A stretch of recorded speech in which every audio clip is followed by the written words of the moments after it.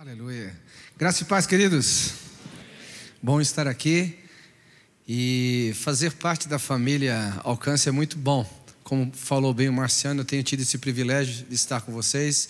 E todas as vezes que o Senhor me concede esse privilégio, eu saio daqui com uma impressão boa, impressão gostosa. Não teve uma vez que eu não vir aqui que a igreja não estava melhor, não estava mais ungida, que eu não fui tratado com amor, com carinho, com respeito. Vocês estão de parabéns. Certamente eu oro e vou continuar orando para que Deus levante vocês de uma forma extraordinária, por uma razão bem específica. Nós precisamos, em nossa geração, igrejas saudáveis, igrejas maduras, igrejas comprometidas com os valores do reino. Eu tenho falado muito ao Marciano e ao Luciano que Deus está levantando ao Alcance, assim como nós vemos em Tessalonicenses, uma igreja modelo de vida com Deus, modelo de integridade, modelo de entrega à obra missionária, modelo de pluralidade, de entender as diferenças dentro da unidade. Que o Senhor realmente continue abençoando vocês em nome de Jesus. É um privilégio fazer parte do que vocês estão construindo. Eu gostaria que nós dessemos uma salva de palmas ao Senhor Jesus pela vida de todos esses líderes. Glória a Deus, glória a Deus, glória ao Senhor. Quantos gostariam de ouvir a palavra do Senhor? Diga amém. Glória a Jesus. Abra comigo a sua Bíblia no livro de Efésios, capítulo 5. E achando o capítulo 5, por favor, vá ali para o versículo 17 e 18. O texto bíblico nos diz o seguinte, por intermédio de Paulo: por esta razão, não vos torneis insensatos, mas procurai compreender a vontade do Senhor. E não vos embriagueis com vinho, no qual há dissolução, mas enchei-vos do Espírito Santo. Esse conselho de Paulo, essa orientação do apóstolo Paulo é extremamente importante para nós, porque na realidade ela sempre foi importante para a história que Deus escreveu na humanidade, ou com a humanidade. Se você observar, nós estamos diante de uma verdade recorrente. O que é uma verdade recorrente? Em várias épocas, por intermédio de várias pessoas, o mesmo princípio foi vivido. Se você olhar para o livro de Joel, profeta Joel, capítulo 2, versículo 28 e 29, ele diz que nos últimos dias viveríamos o derramar do Espírito Santo. Então, desde sempre, nós temos sido orientados a uma relação com o Espírito Santo para vivermos o que Deus está fazendo. É quase impossível você ter uma relação profunda com Jesus, uma relação profunda com o propósito dos céus na terra, sem uma intimidade também profunda com o Espírito Santo. Você percebe essa verdade recorrente, por exemplo, no profeta João, ou aquele que veio preparar o caminho do Senhor. No versículo 29 do capítulo 1, ele diz: eis aí o Cordeiro de Deus que tira o pecado do mundo. Mas ele não se deteve apenas no ministério salvífico de Jesus. Logo no versículo 32 ele diz: ele também vos batizará com Espírito Santo e poder.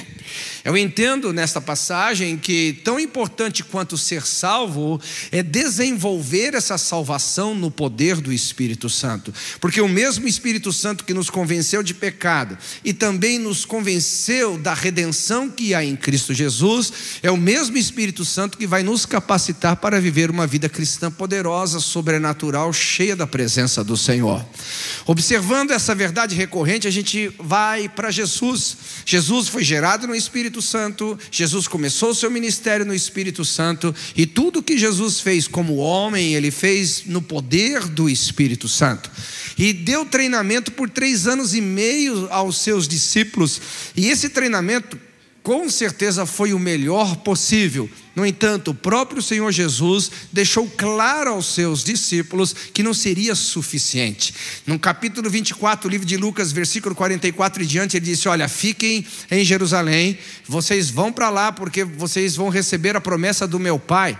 Então Jesus teve uma experiência profunda com o Espírito e falou sobre o Espírito aos seus discípulos. Os discípulos então, Atos capítulo 2, tiveram uma experiência extraordinária com o Espírito Santo, vivenciando aquilo que Jesus havia dito, e também não apenas vivenciaram, como propagaram a verdade do Espírito Santo. Logo, a igreja, quando esteve em Samaria, olha que interessante isso. Era uma igreja que estava crescendo, porque a cidade inteira se reunia lá. Era uma igreja de milagres, porque os corpos eram curados, os demônios saíam dos corpos, aleluia, glória a Deus. Era um manifestar da glória, as pessoas se convertiam, se batizavam. Mas a mente apostólica, treinada pela verdade recorrente, vinda do ensino de Jesus Cristo, eles entenderam, espera um pouquinho, esses camaradas não tiveram uma experiência ainda com o Espírito Santo. Pedro e João então descem de Jerusalém para Samaria, e ali propositalmente inserem a igreja no contexto da obra do Espírito, levando eles a terem uma experiência pessoal com a obra do Espírito Santo. Logo em seguida, Paulo se converte no capítulo 9, observe que Paulo era um perseguidor da igreja, e no momento que Jesus fala a respeito da salvação a ele, e o orienta a ir à rua direita, Ananias, sabendo que Paulo era um perseguidor, ficou com medo de estar lá, mas convencido por Jesus, ele chega e fala: irmão Paulo, o mesmo Jesus que apareceu a você, também apareceu a mim, para que você seja curado, e o quê? Seja cheio do Espírito Santo. Observe que a verdade recorrente que esteve no ministério de Jesus aqui na terra, ensinando os seus discípulos a entenderem que o ministério bem-sucedido é um ministério no Espírito. Agora Jesus, entronizado à direita do Pai, também orienta Ananias a viver a mesma verdade recorrente, levando Paulo a viver no Espírito. Esse mesmo Paulo, se nós pularmos agora para o capítulo 19 de Atos, ele chega em Éfeso e vê ali uma reunião de discípulos no número de 12, e eles perguntam: vocês receberam o Espírito Santo quando creram? De onde Paulo tirou essa verdade? De onde ele tirou essa pergunta? Simplesmente da sua experiência pessoal, quando ele teve a sua conversão. E a resposta foi: nem sequer ouvimos falar que existe o Espírito Santo. Então Paulo, os conduzindo do batismo de João, os levou ao batismo em nome de Jesus, e depois consequentemente o batismo no Espírito Santo, onde eles falaram em línguas e começaram a profetizar. Você vai observar que essa verdade recorrente sempre esteve na Bíblia. Essa verdade recorrente sempre fez parte da história que Deus escreveu na humanidade. E a minha pergunta para nós essa manhã: será que ele mudou de ideia? Será que a evolução da sociedade anulou a forma de Deus trabalhar? Certamente não. Hoje, eu e você, cada um de nós precisamos reverter a nossa negligência em relação à obra do Espírito Santo. Você não vai conseguir entender mais Jesus do que aquilo que o Espírito Santo revelar a você, porque o próprio Jesus determinou que fosse assim. O próprio Senhor Jesus determinou que fosse assim. Tente imaginar numa relação da Trindade. A Bíblia diz que Jesus é o Cordeiro de Deus, morto antes da fundação do mundo. Quantos concordam? Diga amém. Ou seja, Jesus, quando veio ao mundo, ele veio revelar ao Pai. Ele disse claramente em várias passagens: quem vê a mim, vê ao Pai. Jesus então se entrega como sacrifício perfeito, como preço da redenção. Ele, ao subir aos céus à direita do Pai, entregou o ministério do Espírito Santo para quê? Para revelar sobre ele. Se você quiser entender sobre Jesus, você tem que passar pelo ministério do Espírito. Se você quiser entender sobre redenção, você tem que passar pelo ministério do Espírito. Se você quiser entender sobre andar no poder, você tem que passar no ministério do Espírito. Se você quiser ter uma profundidade em Deus, você tem que passar pelo ministério do Espírito, porque foi concedido a ele esse ministério. A religião não tem esse poder, você não tem essa capacidade própria de descobrir nada sobre Jesus, mas se o Espírito Santo abrir os seus olhos, você vai enxergar. Se ele abrir os seus ouvidos, você vai ouvir. Se ele te tornar sensível, você vai perceber a obra de Deus. Nós precisamos urgentemente aquecer a nossa fé em relação ao ministério do Espírito Santo. Aliás, se você observar, Paulo, quando ele dá essa advertência, dizendo: olha, não sejam bobos, ou seja, não gastem a sua vida com aquilo que realmente não vai produzir resultados, não sejam insensatos, mas foquem para o que é necessário, foquem aonde realmente vai dar fruto, ou seja, procurem ser homens e mulheres cheios do Espírito Santo, procurem ser homens e mulheres que entendam a obra do Espírito Santo, porque todo movimento da glória, repita comigo, o movimento da glória é fruto da obra do Espírito Santo. Então, se você não entender como ele funciona, como ele fala, como ele faz as coisas, possivelmente você vai ficar de fora. Não que Ele queira. Não que Ele queira. Bem, então dentro desse contexto da advertência de Paulo sobre nós sermos cheios do Espírito Santo, eu gostaria que você fosse comigo para uma outra passagem da Bíblia, Atos capítulo 2, versículo 1, onde nós percebemos uma verdade extraordinária, ou seja, todos os discípulos agora conscientes dessa verdade, intencionalmente começam a vivê-las. Então percebe que nós estamos aqui no segundo conceito importante da obra no Espírito. Primeiro, nós não podemos ser como a igreja de Éfeso, que nem sequer sabe da existência do Espírito Santo. Nós vamos ser conscientes dessa obra, precisamos ser conscientes da importância. Nós temos que ser atraídos por essa consciência, e essa consciência vai nos levar ao que eu chamo de intencionalidade. Tudo que você não define, você não entra no governo. Esse é o princípio da vida. Tudo que você não consegue definir, que fica no abstrato, você não consegue desfrutar. Você precisa de definições, você precisa de instrução.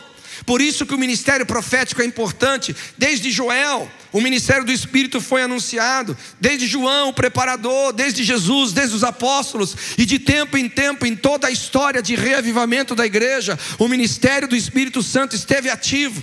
Quando temos a consciência, isso nos leva à intencionalidade. Por que da intencionalidade? Porque há um ensinamento errado de que nós vamos ser cheios do Espírito Santo acidentalmente. Quando o texto fala aqui no capítulo 2 de Atos, de repente ouviu-se um som. Esse de repente não é algo abstrato. Esse de repente não é um acidente, ele é intencional. Intencional porque Lucas capítulo 24, Jesus disse: ficai em Jerusalém, até que a promessa do Pai seja dada a vocês.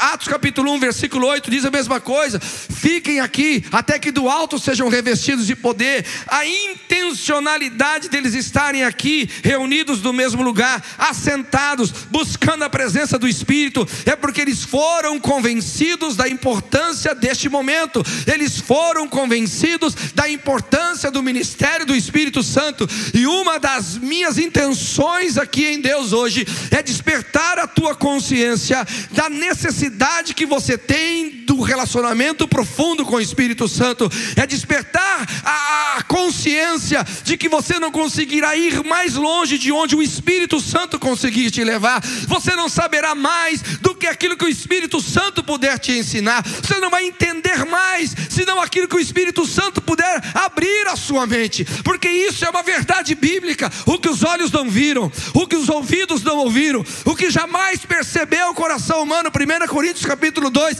Estas são as coisas que Deus tem preparadas a nós. Estas são as coisas ensinadas pelo Espírito Santo. Intencionalidade. A intencionalidade, ela é válida para a vida. Válida para a vida em todos os sentidos. E por que não seria válida para uma vida no Espírito? Todos os homens que viveram uma vida cheia do Espírito foram homens intencionais na sua busca, não acidentais. Intencionais na sua busca, intencionais na sua busca, intencionais na sua busca. Quando você olha a história de Josué, diz: santificai-vos hoje, intencionais, para que amanhã, santificai-vos hoje, para que amanhã. Esses homens estavam entre 10 a 7 dias, provavelmente 7 dias na busca intencional. Jesus morreu na Páscoa, ressuscitou na Páscoa. Depois da Páscoa, 50 dias acontecia o Pentecostes. Então, tirando os 3 dias que ele teve morto, mais 40 dias de pregação em vida, sobram mais ou menos uns 7 dias aí, de intencionalidade. Agora preste atenção, eles estavam num lugar não maior do que esse palco. Quem já foi em Israel, lá no cenáculo, sabe, é um lugar relativamente pequeno. E ali aquele grupo intencionalmente estava buscando ao Senhor. Intencionalmente. Agora lembre-se, a intencionalidade é fruto da consciência. Você nunca vai investir tempo, você nunca vai investir dinheiro, você nunca vai investir energia naquilo que você não acredita. Aliás, você quer saber o que você não acredita, é onde você gasta menos tempo. Você quer saber o que você mais acredita na vida? É onde você gasta mais tempo. Porque há sempre tempo para o propósito. Sempre quando você entende propósito, você encontra tempo. Então algumas pessoas dizem, pastor, eu não tenho tempo. Não, você não tem propósito, mediante a Bíblia. Porque há tempo para todo propósito. E eu fico preocupado, como na nossa geração, essa necessidade da obra do Espírito Santo tem se tornado relativa e até uma briga denominacional. Na realidade nunca foi. A verdade recorrente da obra do Espírito sempre foi presente e teve prioridade na obra de Deus. Aliás, se você olhar aqui no versículo 14 do capítulo 2, você vai perceber que a primeira pregação pública da igreja foi uma defesa da obra do Espírito Santo. Quando Pedro se coloca em pé dizendo, irmãos, esses homens não estão bêbados, é 9 horas da manhã, eles estão cheios do Espírito Santo. Intencionalidade como fruto da consciência. Intencionalidade porque foi quem foi conquistado pela verdade divina. Agora outra verdade nesse texto do capítulo 2, seguindo o conselho de Paulo para ter uma vida cheia do Espírito Santo, é que, capturado em minha consciência, guiado na minha intencionalidade, eu preciso aprender sobre interação. Muito do que nós vamos viver no Espírito não é fruto só do conhecimento e nem da intencionalidade, mas muito do que nós vamos viver no Espírito está relacionado à interação.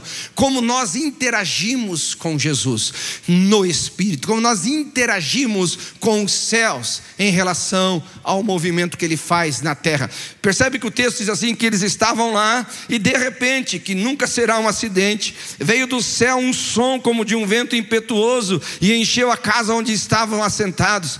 Coisas extraordinárias começaram a acontecer, línguas repartidas entre eles como de fogo, e pousou sobre cada um deles. Se o texto tivesse parado por aqui, nós teríamos tido pouco resultado em relação a uma intervenção divina, teríamos pouco resultados em relação ao que os céus fizeram na terra, simplesmente porque faltou interação. Foi na interação que eles ouviram falar das grandezas de Deus em sua própria língua, foi na interação que mais de 3.000 pessoas se converteram, foi na interação que nós vimos inaugurar os últimos tempos profetizados por Joel, foi na interação que a igreja começou a ter uma atividade pública atraindo a sociedade a Jesus, foi na interação que eles puderam experimentar mais do Espírito Santo, porque muitas vezes nós temos essa dificuldade de interagir com Deus, como se Deus fosse fazer todas as coisas independente de mim, como se Deus fosse fazer qualquer coisa independente da minha interação, e não é verdade.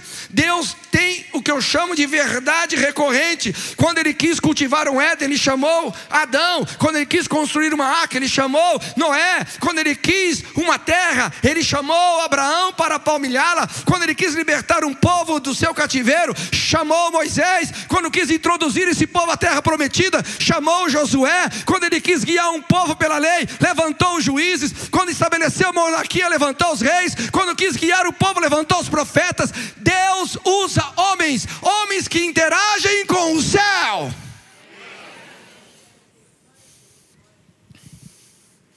Por que temos tanta dificuldade em interagir? É uma pergunta interessante. Talvez preconceitos religiosos, talvez uma visão equivocada de nós mesmos. Quais são as dificuldades que nós temos em interagir com os céus? Religiosamente, é uma coisa que a gente tem que consertar. Eu não sei se você já percebeu.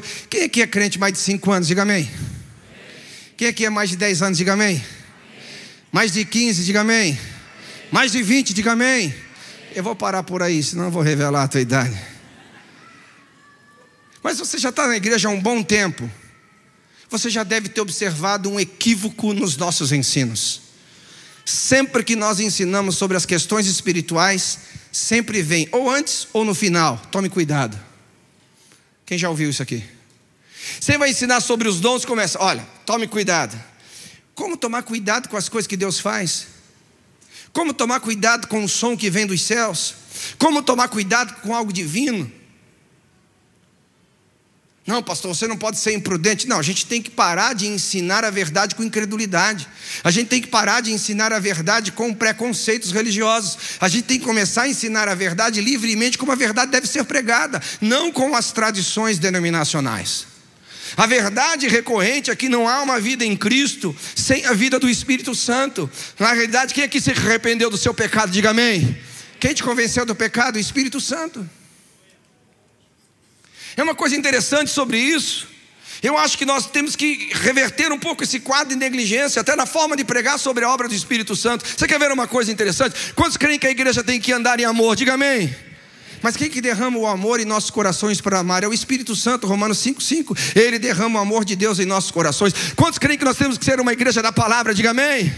Quem é que revela a verdade da palavra para nós? O Espírito Santo, que tira o véu, senão nós ficamos como quem está cegos. Quantos creem que a igreja tem que andar no poder de Deus? Diga amém. O que é a manifestação do poder de Deus? É o Espírito Santo por nosso intermédio. Quem crê que a igreja tem que orar? Diga amém.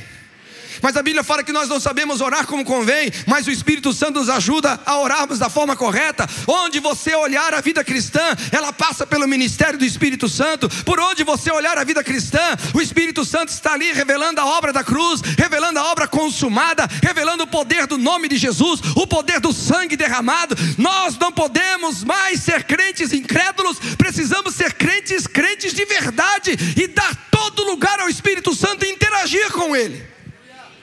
Pastor, mas parece loucura. Bem-vindo. Aliás, se você procurar ser um crente certinho, você tem que ir para outra religião, porque ser certinho e ser crente não combina. Ah, é? Você não está duvidando de mim? Vou te provar. Quem crê aqui que uma virgem concebeu um filho? Diga amém. Você se acha normal?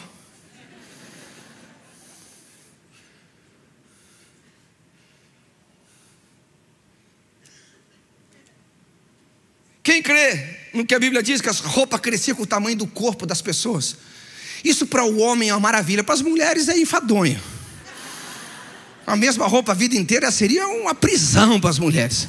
Mas para homem é tudo que eu quero. Eu olho às vezes com a minha esposa assim, eu pego a camisa do guarda-roupa assim, essa aqui tem 15 anos. É um orgulho para mim comprar uma roupa que custa 15 anos. E o pessoal fala assim, não, mas você não pode ficar, porque hoje em dia todo mundo tira foto. Eu acho uma maravilha tirar foto com a mesma camisa 15 anos.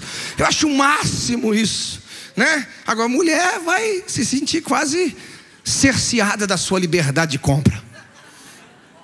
Mas quantos creem que aconteceu isso no deserto? Diga amém. Você se acha normal? Cara, quem aqui é salvo? Dê um brado de vitória. Ih, tem gente que está no meio caminho. Não vou tentar dizer, quem aqui é salvo? Dê um brado de vitória. A Bíblia diz que você foi salvo pela loucura da pregação. Isso você se acha normal ainda? Não combine essa coisa de ser normal. Aliás, deixa eu te falar uma coisa. Se você quiser caminhar pelos caminhos normais da vida, você não vai chegar a lugar nenhum, porque o mundo está formatado para ser anticristo.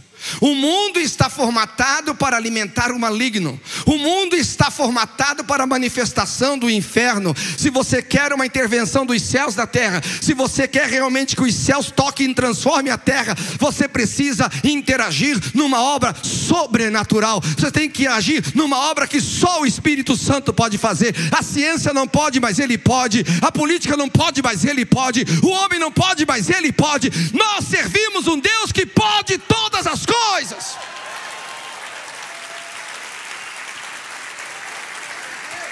Paulo, entendendo isso, ele disse: a minha palavra e a minha pregação não consistiram em palavras persuasivas de sabedoria humana, simplesmente por uma razão, para que a vossa fé não fosse apoiada na sabedoria dos homens, mas no poder de Deus.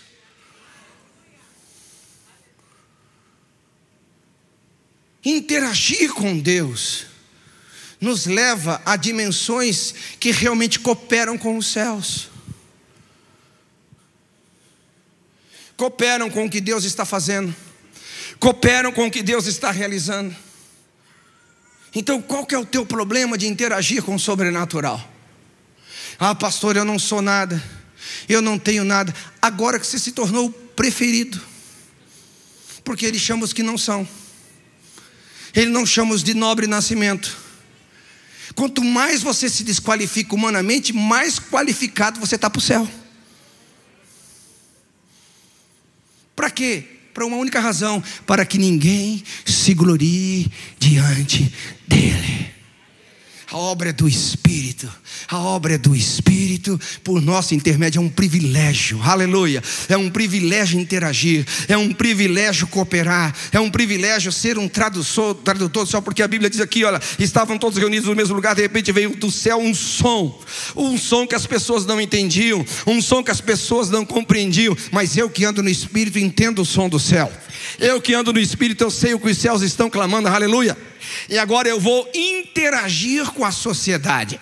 Avivamento não é simplesmente quando os céus tocam a terra. Avivamento é sim quando os céus tocam a terra e alguém aqui de alguma forma o traduz na sociedade. Alguém de alguma forma o traduz para outras pessoas. Alguém de alguma forma interage e constrói algo digno da glória de Deus, que realmente constrói algo que Deus pode operar de forma significativa. Deus não te chamou simplesmente para você ser um ouvinte dos céus. Deus não te chamou apenas para você ser um espectador do que Ele está fazendo. Deus te chamou para ser um agente de transformação. Deus te chamou para ser um tradutor da linguagem divina para esse mundo perdido. A interação, ela é extremamente importante. Extremamente importante. Quem aqui é salvo? Dê um glória a Deus. Você é salvo porque alguém interagiu. Você é salvo porque você interagiu. A Bíblia nos diz em 2 Coríntios capítulo 5 que nós, os cristãos, recebemos o ministério da reconciliação.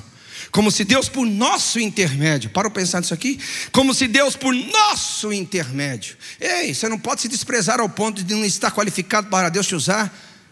Não existe isso.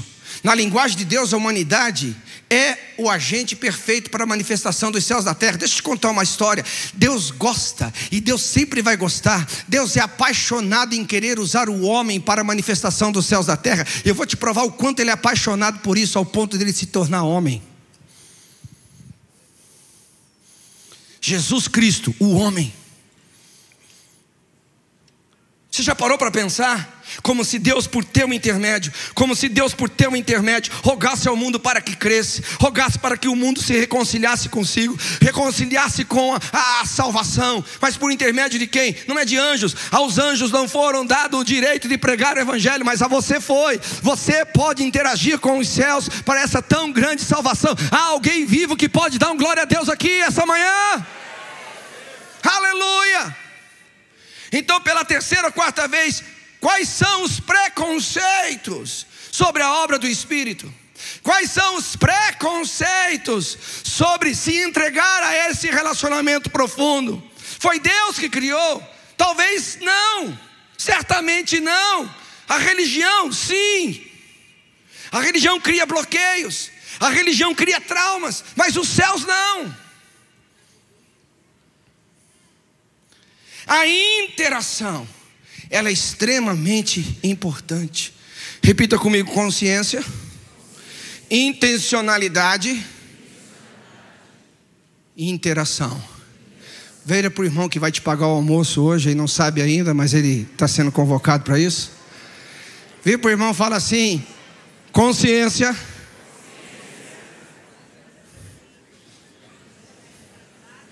intencionalidade. Estou vendo se vocês pegaram o conceito aí. Interação. Vamos lá, mais forte, diga: consciência, intencionalidade e interação. Aleluia. Quantos creem que Jesus cura? Diga amém. Mas quando você pôr a mão sobre o enfermo. Quantos creem que Jesus salva? Diga amém. Quando você pregar o evangelho. A interação é determinante para que os céus toquem a terra. A interação é extremamente importante para que o Senhor manifeste a sua glória. Um dia um homem bem abastado financeiramente procurou: pastor, eu não sei como servir a Deus. Eu falei assim: você está doido? Como assim não sabe como servir a Deus? Eu falei para ele que eu queria ter o teu dom. Eu falei assim: qual que é o meu dom, pastor? Você tem um dom de adquirir riquezas. Falei assim: é um dom? Falei: lógico que é um dom. E não é um dom fácil não, porque a Bíblia fala que o mundo jaz no maligno. A Bíblia nos ensina que toda a riqueza das nações foi entregue a Satanás. É uma guerra espiritual para você ficar rico. É uma guerra espiritual para você ganhar dinheiro. Você não ganha dinheiro só com esforço. Você não ganha dinheiro só com capacidade intelectual. Você ganha dinheiro porque é um dom que Deus te deu. Eu falei, é, pastor? Eu falei, é. Eu falei, é um dom gostoso, porque o profeta, ele é usado por Deus e toma paulada. O rico pode comer caviar e ser usado por Deus. Aí eu brincando com ele e tal, eu falei, para pensar o seguinte: Jesus, homem ungido, Jesus, o Cordeiro de Deus que tira o pecado do mundo, não conseguiria fazer sozinho o que fez, precisava de 12 que trabalharam com ele 3 anos e meio intenso. Vamos calcular quanto uma pessoa precisa para viver basicamente aqui em Curitiba, com 2 filhos, uma classe média baixa. Vocês estão com medo de falar? Vocês estão querendo revelar vocês? Pode revelar quanto vocês ganham, pô. Uns 7 mil, faz aí vezes 12. Falhou a matemática, 84. No mínimo, vamos arredondar para cima, ficar mais fácil essa conta. 100 mil, Jesus precisava para sustentar os 12. 100 mil, 1.200.000 ao ano. 3.600.000 em um ministério. Falei, cara, esse treinamento custou grana pra caramba. Aliás, se Jesus tivesse pensado, ele não teria nem entrado. Não, estou brincando. Mas quem é que sustentou esse ministério? Aquelas mulheres ricas. A nossa intencionalidade, porque fomos capturados por uma verdade, produz resultados que transformam a sociedade. Mas nós não podemos encolher, nós não podemos achar que não fazemos parte disso. Independente de que obra e que caminho que o Espírito Santo te conduzirá, você faz parte do que os céus estão clamando sobre a terra. Você faz parte do que os céus estão construindo na terra. Você pensa que é carnal ganhar dinheiro? Pergunte para um pastor que tem você ao lado dele. Você é uma pérola preciosa para ele, meu amigo. Isso é importantíssimo demais. Agora, o que às vezes nos impede de fluirmos mais e mais e mais? Não é só às vezes a falta da consciência, não é só a falta da intencionalidade, não é só a falta da interação, mas também a falta de senso de propósito. Porque quando o Espírito Santo foi derramado aqui, ele não foi derramado para fazer outra coisa, senão para glorificar o propósito de Deus. Havia uma palavra profética, havia um ensino profético, havia uma designação divina para que o Espírito Santo fizesse o que fizesse. E aqui que nós pecamos demais, porque quando o Espírito Santo vem a nós e revela a obra de Cristo, quando o Espírito Santo vem e nos insere no contexto dos céus na terra, a nossa tendência, se não estivermos mortos, é de tirar casquinha disso. E eu vou falar uma coisa aqui que eu não sei se muitos já ouviram, mas eu preciso falar pelo Espírito, pelo menos uma pessoa eu vou alcançar. E isso vai esclarecer muitos escândalos que vocês já ouviram aí. Sabe o que acontece quando você vê uma pessoa tocada pelo Espírito Santo sem ser quebrantada? Você quer ver uma pessoa tocada pelo Espírito Santo sem antes ser mortificada? Você quer ver uma pessoa ser recebida dons sem antes ser triturada pela moinha de Jeová?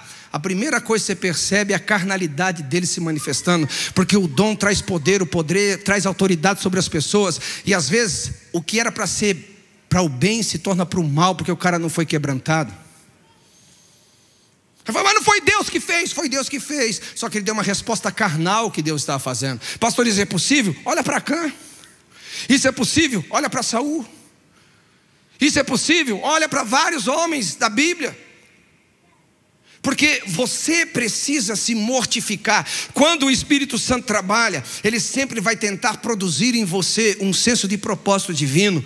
Mas infelizmente nós somos tão egoístas na nossa forma de se relacionar com Deus, nós somos tão egoístas na nossa forma de se relacionar com os céus, que nós procuramos que os céus venham a nós para satisfazer a nossa vontade. O que Jesus ensinou? Venha a nós o teu reino, seja feita a tua vontade. O que Jesus nos ensinou? Buscar primeiro o reino de Deus e a sua justiça, e as demais coisas lhe seriam acrescentadas. A maioria de nós, irmãos, estamos num relacionamento com o Espírito Santo sem sequer experimentarmos a primeira, mais necessária, mais profunda obra do Espírito Santo, que é nos convencer de pecado.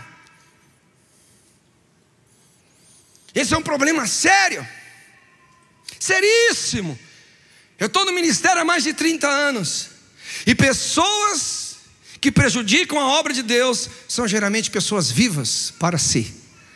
O Espírito Santo, ele sempre vai nos levar ao lugar de morte, para depois nos ressuscitar para Deus. Mortos para nós, mortos para o mundo, mas vivos para Deus. Se você observar a mentalidade de Paulo sendo ser trabalhado pelo Espírito Santo, ele julgava estar fazendo algo para Deus. Ninguém convencia Paulo que a matança daqueles discípulos era uma obra divina. Ele não conseguia, ele só achava que ele estava fazendo a obra de Deus. Ele achava que estava fazendo um favor aos céus. Ele achava, porque a mente que não é trabalhada pelo Espírito Santo, ela se convence pelos seus próprios valores, ela se convence pelo seu próprio padrão. Mas quando a mente ela é chacoalhada pelo Espírito, a palavra do Senhor, mediante a revelação do Espírito, divide a alma do Espírito e traz à luz as intenções do homem. Isso gera quebrantamento, e esse quebrantamento precisa de interação, porque o Espírito Santo, ele te mostra o pecado, ele te mostra a motivação errada, ele te mostra a intenção fora do propósito, mas é você que tem que se arrepender. O Espírito não se arrepende por você.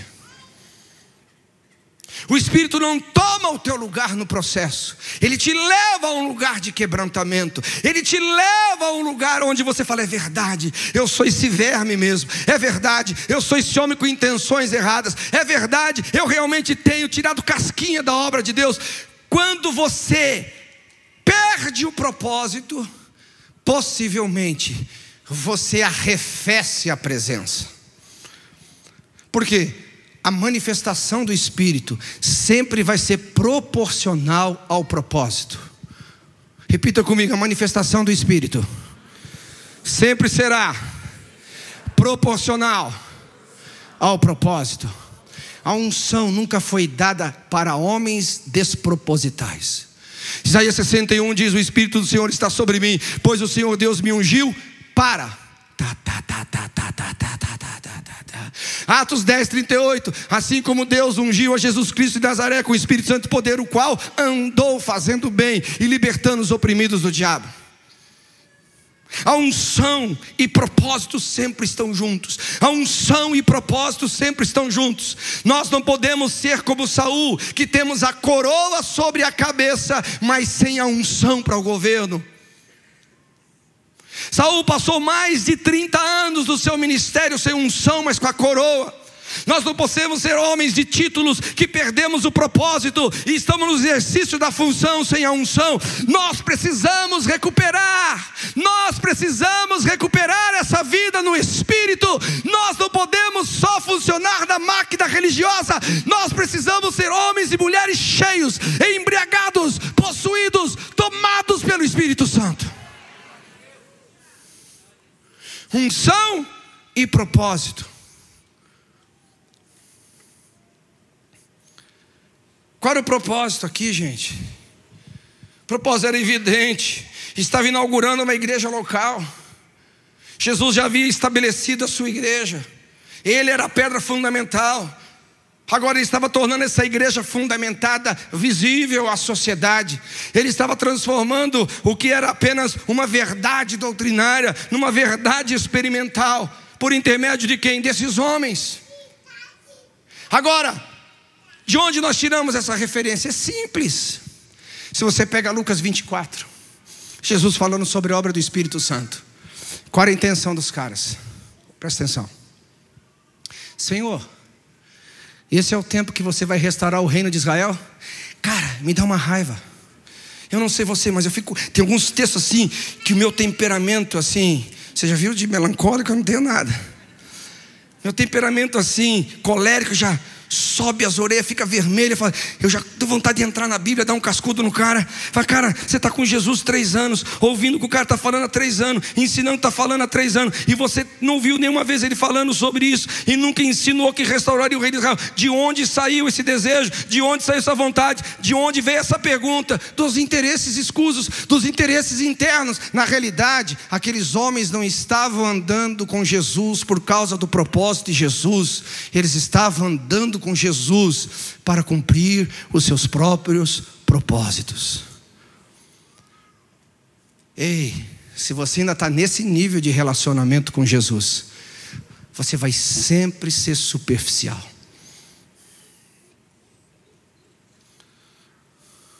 E o pior, que esse assunto ele é tão encruado na gente, ser humano. O egoísmo do homem é tão encruado no ser humano. Eu vou te dar mais 2 exemplos aqui que vai te chocar. Jesus morre, ressuscita, apresenta para os caras ensinando 40. Gente, porque crer em Jesus dizendo que ele era o Messias é uma coisa. Agora, crer em Jesus dizendo que ele era o Messias, morreu, ressuscitou, tem que ser outra coisa. Quem está comigo aqui entende o que eu estou falando? Jesus agora ressuscitado, com as marcas ali, com todos os sinais mais do que evidentes, sendo o que ele disse que sempre disse que era. Sabe o que acontece de novo? O verme manifesta. O verme está lá de novo. Lá, Atos capítulo 1, versículo 4 em diante começa a história. Eles estão lá, no momento em que Jesus está quase subindo aos céus, quase recebendo o nome acima de todo nome, quase assentado à direita do seu Pai, acima de principados e potestades, talvez no momento mais sublime da sua história, no ápice de tudo aquilo que ele veio construir, no momento mais extraordinário da sua existência, o verme, de novo: Senhor, esse é o tempo que você vai restaurar o reino a Israel.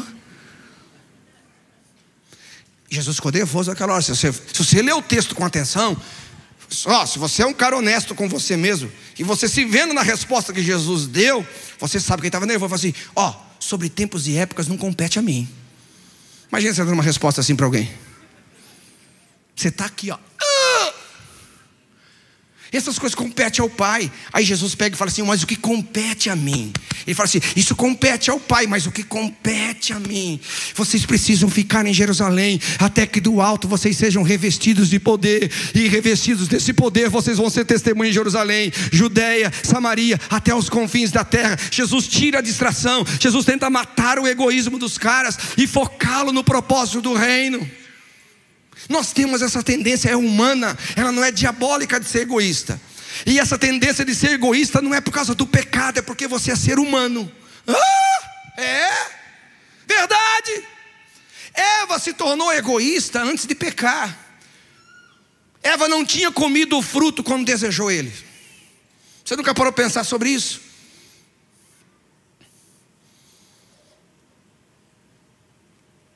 A gente sempre culpa o pecado. Mas como que ela desejou uma coisa que não era para desejar antes de ter pecado? Natureza humana.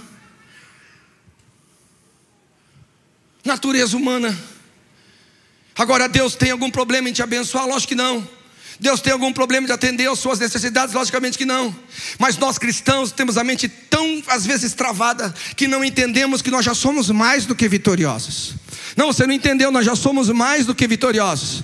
Gente, a humanidade para Jesus é mais do que vitoriosa. Sabe por quê? Jesus é a semente da redenção humana. Ele ressuscitou com um corpo humano glorificado. Ele ressuscitou e levou a humanidade ressuscitada para os céus. Nós, na pessoa de Cristo, como humanidade, já somos mais do que vitoriosos. Aleluia. A sua vitória não depende desse tempo de peregrinação. A sua vitória não depende desse tempo finito aqui na terra. A sua vitória é que você eternamente estará com o Pai, eternamente poderá estar na sua presença, eternamente poderá conhecê-lo como por ele você é conhecido. Ei, você não está numa caminhada de possibilidades, você está numa caminhada de certeza. Você é mais do que vitorioso, você já tem todas as coisas nele.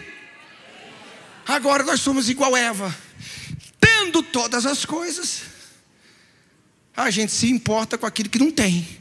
E geralmente essa é a fonte de frustração. Se você se alegrasse mais com o que você tem, você vai perceber que você ia ser muito mais feliz, muito mais contente, porque as suas fontes de insatisfação é pela mínima coisa que você não tem. Isso é o ser humano. Esse é o ser humano. Então, eu descobri, é uma questão minha pessoal, é uma brincadeira meio ácida, mas eu descobri. Por que nós estamos tão frios com relação à obra do Espírito Santo? Porque eu descobri que a primeira obra do Espírito Santo é matar, e ninguém quer morrer. Eu não vou me relacionar com alguém que quer me matar. Eu não vou me relacionar com alguém que quer exterminar o meu egoísmo, que quer mudar as minhas intenções para as intenções divinas.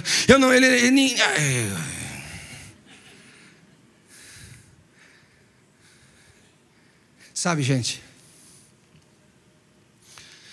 isso é uma verdade tão absoluta, tão incontestável, que às vezes eu particularmente sou pregador dessa mensagem, que tem várias formas de expô-la.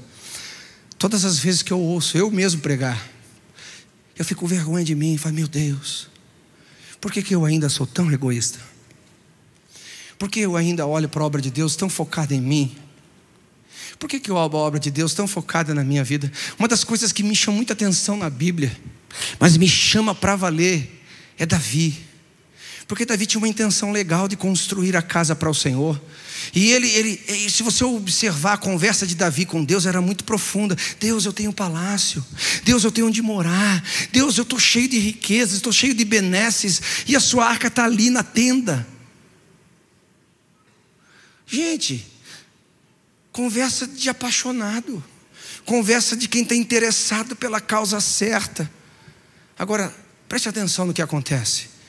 Deus fala para ele, não, Davi, você não, mas o teu filho sim. Eita, aqui, irmão, 99% de nós já tinha ficado para trás. Se não for eu, então que não se faça nada. Se não for eu o cara do avivamento, que não venha avivamento. Se não for eu o cara, então que não aconteça nada. E Davi falou, ok, o propósito é maior do que eu. O propósito é maior do que eu. Eu não apenas vou usar a estrutura de governo para cumprir o propósito, vou pegar o tesouro do meu reino para cumprir o propósito, como também dos meus tesouros pessoais, eu vou separar para Salomão, para que o propósito seja cumprido. A minha pergunta, irmão, é: o propósito é maior do que você? O Espírito Santo já te levou a esse lugar, onde a missão é maior do que você mesmo, maior do que os seus interesses pessoais, maior do que a sua vontade de ser alguém na face da terra.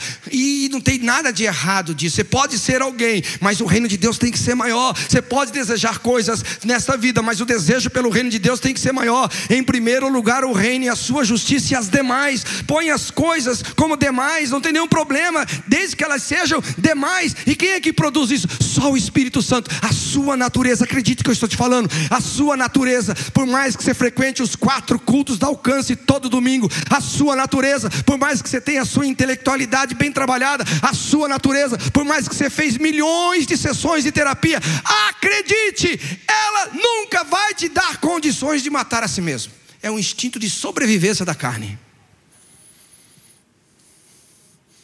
Você quer ver uma coisa interessante? Vou te provar. Quem quer ir para o céu, diga amém. Quem quer morrer agora? Ué, é incoerente. Não, se for igual a Enoque, eu até topo a parada. Você viu como que é? Instinto de sobrevivência. E a gente não para ver isso. Às vezes a gente não entende a nossa própria natureza humana, mas o Espírito Santo sim. O Espírito Santo sabe entrar. O Espírito Santo sabe nos convencer. O Espírito Santo pode nos tirar das armadilhas que nós criamos. O Espírito Santo pode nos tirar das distrações que nos roubam de ouvir o som do céu, que nos põe e tira dos medos que nós construímos de interagir com Ele. O Espírito Santo é capaz de pegar a fraqueza e tornar ela numa fortaleza. O Espírito Santo é capaz de pegar uma derrota e se tornar ela em uma vitória. O Espírito Santo é capaz de usar o poderoso nome de Jesus, da morte tira a vida. Nós precisamos reverter esse quadro de negligência. Nós precisamos ser apaixonados pela obra do Espírito Santo. Eu e você intencionalmente precisamos buscar. E eu quero concluir aqui 5 minutinhos. O texto nos mostra que essa busca aqui, ela é individual e coletiva. individual e coletiva. Observe que no versículo 3, quando o céu desceu sobre a terra, as línguas repousaram sobre cada um deles. Repita comigo, sobre cada um. A individualidade. Aí o texto fala, e todos foram cheios do Espírito Santo. Diga comigo, pluralidade. Então a individualidade da pluralidade, essa é a vida no Espírito. Essa é a vida no Espírito. Queridos, é muito bom nós estarmos aqui, debaixo de uma palavra dessa, debaixo de um louvor desse, debaixo de uma estrutura dessa, debaixo de um acondicionamento extraordinário como esse. A coletividade é boa, ela é saudável, necessária e exigida na Bíblia. No entanto, a coletividade deveria ser um resultado da individualidade. A Bíblia não fala que o Espírito, em primeiro lugar, foi derramado sobre todos. A Bíblia fala que todos foram cheios, mas sobre permanência do Espírito, residência do Espírito foi individual. E esse texto aqui está relacionado ao que aconteceu na Antiga Aliança. Quando a Antiga Aliança foi funcionar dentro dos termos espirituais, cerimoniais para Israel, eles construíram o tabernáculo, veio fogo de onde? Dos céus, e acendeu aonde? O altar, do altar onde seria todo o serviço feito do tabernáculo, o incenso seria queimado, as ofertas seriam queimadas, tudo vinha a partir daquele fogo. Por isso que Nadab e Abiú foram queimados, ou seja, mortos, quando trouxeram o fogo estranho. Nessa analogia, ou seja, Deus acendeu o fogo em nós. No momento que você se converteu, você se tornou o altar de Deus, o Espírito Santo veio sobre você, e a semelhança daqueles sacerdotes, nós precisamos também não permitir que o fogo se apague. A própria Bíblia nos diz, não extinguais o Espírito Santo, não entristeçais o Espírito Santo, mas enchei-vos do Espírito Santo. Existem práticas intencionais que aqueles sacerdotes tinham que fazer. Tira as cinzas, põe lenha, tira as cinzas, põe lenha, guarde, preserve aquilo. Na hora que o tabernáculo fosse mudar de lugar, colocava o fogo que Deus acendeu no incensário, para que no outro lugar, a região era outra, mas o fogo era o mesmo. O fato é que quando nós vamos olhar para as nossas agendas, não está lá um compromisso, seguindo o conselho de Paulo, debaixo de uma verdade recorrente, ser cheio do Espírito Santo. A maioria das nossas agendas não tem esse compromisso intencional, de jejum, de oração, de busca.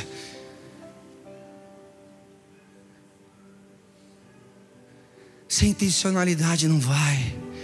E essa intencionalidade, ela tem que partir da sua individualidade. Você tem que queimar por Ele. Você tem que arder por Ele. Você tem que desejá-lo mais do que o ouro, mais do que a prata, mais do que qualquer coisa. Oh, Espírito Santo, cria em nós a fome e a sede por Tua presença. Cria em nós a fome e a sede por mais de Ti.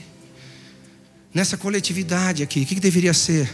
Deveria ser a reunião dos incendiários. Deveria ser a reunião dos homens e mulheres apaixonados por Jesus, que passaram segunda, terça, quarta, quinta, sexta e sábado, cuidando do seu fogo, cuidando dessa chama que Deus acendeu, dessa paixão por Jesus, dessa paixão pela obra do Senhor. Eu sempre digo que na individualidade você gera comunhão, e na coletividade você cumpre missão. Na individualidade você desfruta da presença e permite que Ele trabalhe no seu interior, fazendo com que você se apaixone mais por Ele, mais por Ele, mais por Ele. E na coletividade, nós, cada um no seu dom, cada um na sua especificidade, cada um dentro daquilo para o qual Deus o chamou, ungiu, capacitou, a obra vai ser feita. O grande problema é que nós invertemos esses polos. A gente vem à igreja para estar cheio, e não vem à igreja por estar cheio. Porque a nossa individualidade está cheia de distrações.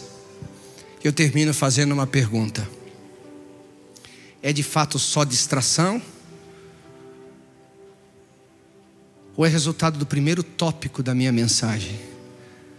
Vocês receberam o Espírito Santo quando creram? Qual foi a resposta deles? Nem sequer ouvimos falar. Sabe o que é o meu grande medo? É que nós venhamos cair nesse mesmo lugar,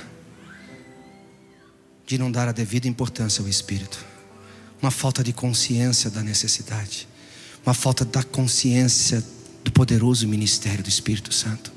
Que Deus nos livre disso. Que Deus nos livre, os pastores, os líderes disso. Que Deus livre as mulheres disso. Que Deus livre os homens. Que Deus livre os maridos, as esposas, os filhos. Que Deus nos livre dessa negligência. Que o Senhor esta manhã aqueça o nosso coração e você volte a arder por Deus. E você volte a arder numa chama profunda de amor e de intencionalidade na sua busca pelo Espírito Santo. Eu não sei você, mas eu, depois que ouço uma mensagem dessa, eu fico desesperado por estar mais entregue, quebrantado, querendo ouvir a sua voz. Eu quero te convidar para os próximos 5 minutos que nos resta dessa reunião pública, de você ficar em pé no seu lugar e de alguma forma você começar a falar com o Espírito Santo em nome de Jesus. Começar a falar com o Espírito Santo. Fala: eu quero te conhecer mais do que eu sempre te conheci. Eu quero aprender a me relacionar com você mais do que eu sempre me relacionei. Eu quero aprender a ser fervoroso mais do que eu já fui fervoroso em toda a minha vida. Uou!